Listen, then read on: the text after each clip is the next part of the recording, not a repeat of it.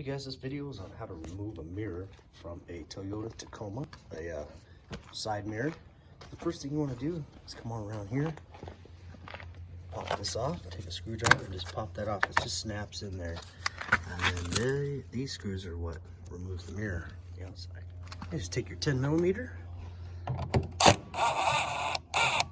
unscrew all three of these.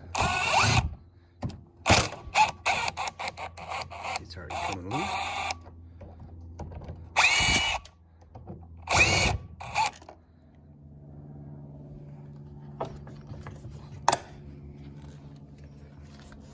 That's it.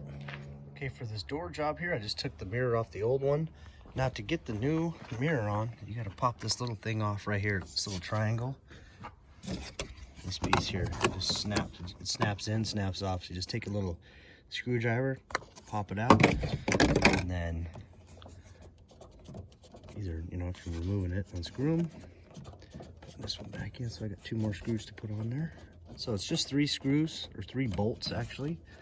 And then just put the triangle piece back on. That's it.